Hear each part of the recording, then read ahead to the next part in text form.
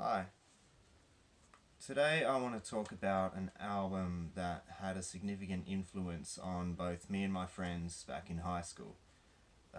Back in the mid 2000s, I was going to St. Patrick's College in Launceston. Um, that's in Tasmania, Australia, in case you're watching from overseas. And this album became very well known to me and my friends, thanks to one person who found this band online and found them interesting, and so ordered the album.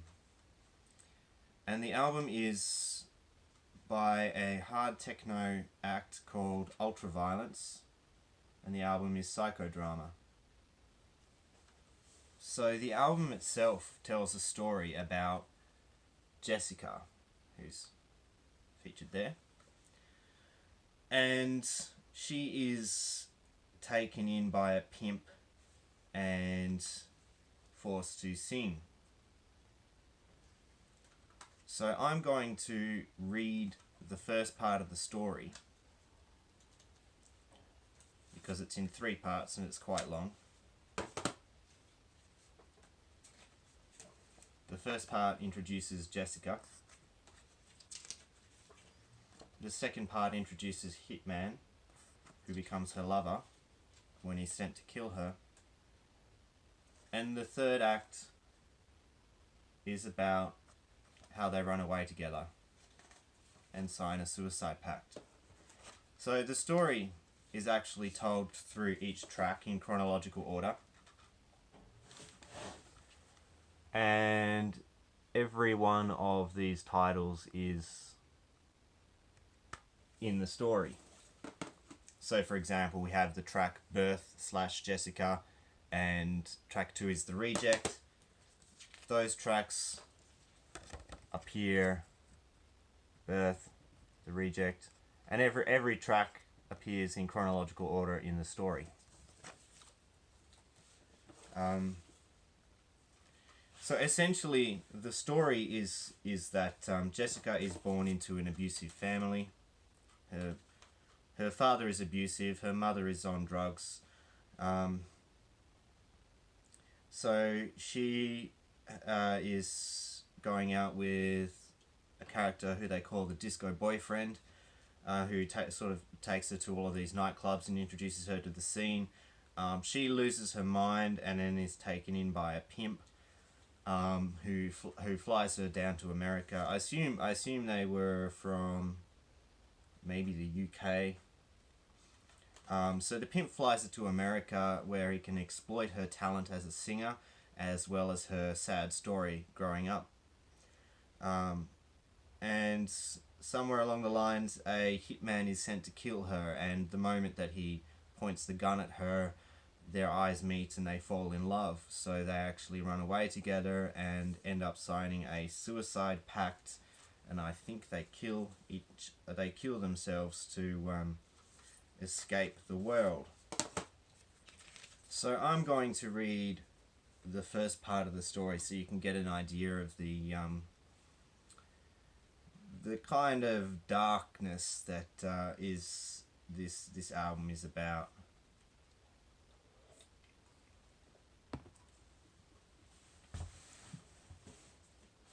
Excuse me.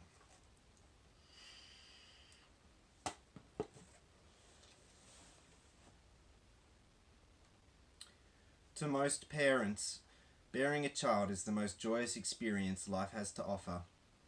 To others, however, it can be likened to having a tooth extracted, painful, time-consuming, and producing only a disposable bloody mess.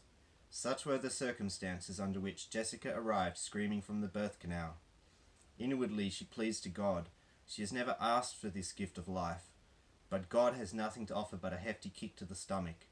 7 years on, and Jessica has become accustomed to her father's repeated beatings and sexual abuse. "Mummy, why don't you help me?" she cries, but Mum is too busy entertaining her friends Gordons and Valium to help her. In The Reject's Time Alone, she will walk without direction under a cloudless sky. "I feel like nothing, I feel like poison," she sings with a perfect pitch. Although viewed by her peers as a little strange and detached, Jessica, aged 15, has the looks to ensure the attentions of men twice her age, and to share their nocturnal habits. Her disco boyfriend will take her out to several nightclubs a night. He seems to know everyone and has an ecstatic grin glued to his face. Coke is the drug of choice, speed when times are tough. Jessica likes it when her nose bleeds. It reminds her that she's human. However, all is not sweetness and light. Away from social pariahs, he will become abusive to Jessica, his temper swinging as a nitro pendulum. One night outside a well-known London night spot, he rapes her. Enough. She staggers to the DJ console. Her voice cracks. I'm going crazy. Then blackness occurs. What happened next is unclear. Whatever it was, it ensured Jessica a quick exit from her social clique and a dishevelled entrance to King's Cross, where 4 years later she is discovered by an American pimp who has a plentiful supply of heroin and the contacts to ensure her 10 times her previous rate. Not that she sees much of that, though. Impressed by Jessica's life story and singing voice, although now unpleasantly distorted, he hatches a plan to exploit these attributes to better himself. Taking her to America, where such things are appreciated, he uses his contacts to put her on a grueling schedule of chat shows where she tells her story to rapturous rounds of applause and pouts at the right moments. Pimp, meanwhile, is busy writing a song appropriate to the image he has created. The song, Psycho Drama, is to be performed in a large New York arena. Jessica is the support act to a well-known American popular music group. Backstage, Pimp debriefs her before the lights go down, and he introduces her to the voyeuristic human wreckage that makes up the audience, hungry for her pain. Their excitement reaches fever pitch as she sings words of self-destruction in a monotone against a commercially viable beat. Now she is exposed to the thousands Jessica sees through her drug haze, and considers what her life has become. The music changes to suit her mood. She screams out. She sees a man dressed in black stalking through the crowd. He points a gun directly at her face. She smiles, and finally a light of hope shines in her eyes. Nobody has ever loved Jessica. So, that story ends with her introduction to Hitman, who they run away together. Because he also has a story, and then there is their story together. And the track list, which tells the story, is Birth/Jessica, The Reject, Disco Boyfriend, Pimp, Psychodrama, Birth/Hitman, Stoneface, Murder Academy, Hitman's Heart, Contract, Lovers, Suicide Pact, God's Mistake, Searching Hell, and Heaven is Oblivion. So now I'm going to talk a little bit about the influence that this album had. So, like I said, the influence that this had in Tasmania that I know of, in particular in the city of Launceston, was entirely due to one person. And that person's name is Elliot Bowen, because he saw the album, loved the concept, ordered it himself, and introduced it to me and my friends. Ultraviolence is also known as Jimmy Violence, a DJ who does very hard techno, and this was the reason I'm saying that all of the influence this had in Launceston was due to one person, is because this was an extremely low-key band. Even when everyone was on MySpace 2 or 3 years later, and you could go on MySpace and listen to their music there, they only had something like 2,000 or 3,000 followers in the whole world. So this one song, Psychodrama, is one that we often put on our playlists, because back then everyone was making MP3 playlists, USB drives and MP3 players had just become a thing. So the song Psychodrama got around a lot, and particularly in about 2006, 2007, when there was this huge wave of emo and scene culture, and people in our city being the followers that they are, all being part of this scene, were really into anything that was, you know, really emotional or impactful, like emotionally impacting. So the song Psychodrama, as it says in the story, as it describes it in the story,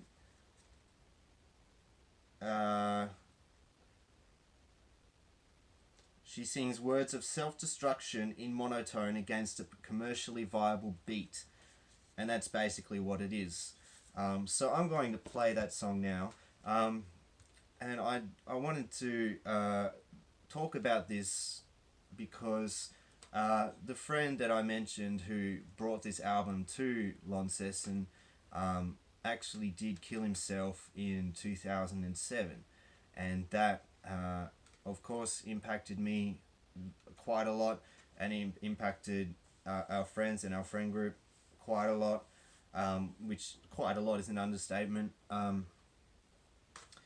It was a huge loss, and I wanted it to be recognized that that person had such a significant impact just by sharing the music that they loved and were interested in.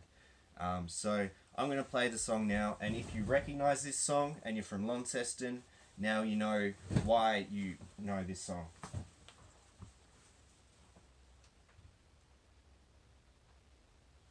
So I'm trying out this CD player I bought from the tip shop. It's a Philips. I've never used it before, but I have a lot of CDs, so it will get put to good use if it works.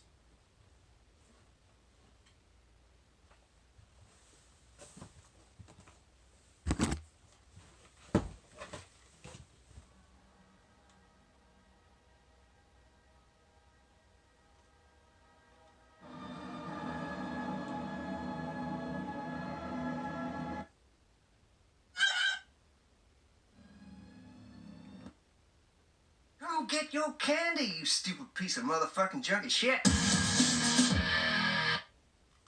This is it.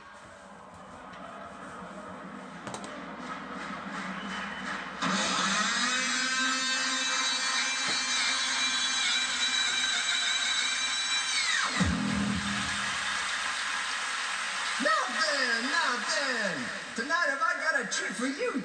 Tonight, this pretty girl's gonna sing a song just for you. She's been a drug addict since she was just 15, and her father raped her when she was 5. Presenting only tonight, Jessica, Psychodrama. Love me, love me, love me, love me, love me, love me, yeah. Fuck me, fuck me, fuck me, fuck me, fuck me, fuck me, yeah.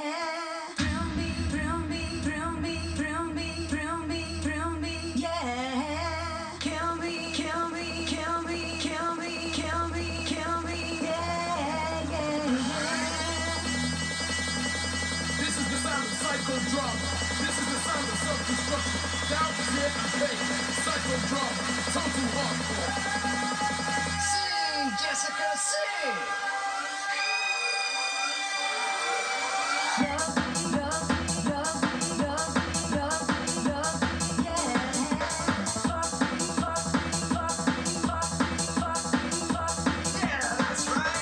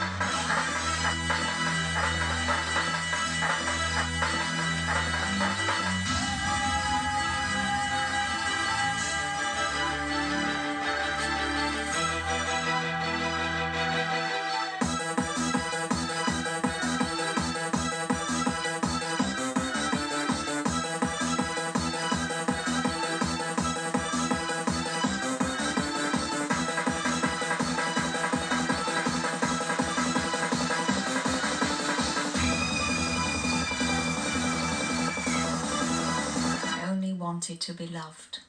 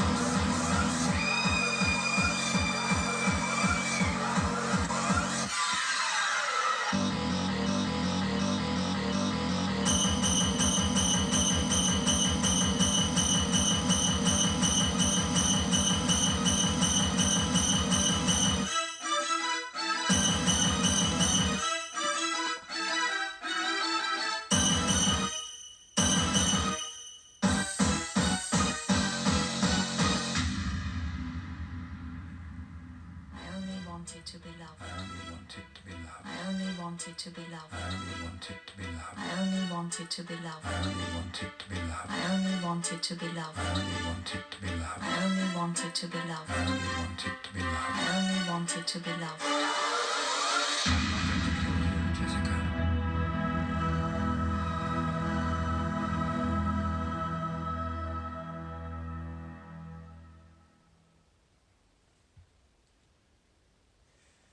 There you go. So yeah, I haven't heard that song in years. I just got this album in the mail today, and it kind of hurts to hear and remember, because the song seems to me like it could be my friend himself speaking through the lyrics. But yeah, a very unique techno song. I strongly recommend you look up Ultraviolence. Although they aren't around anymore, you can find the entire Psychodrama album on YouTube. I'm not sure if they're on Spotify or anything like that. So yeah, now you know the story of Psychodrama.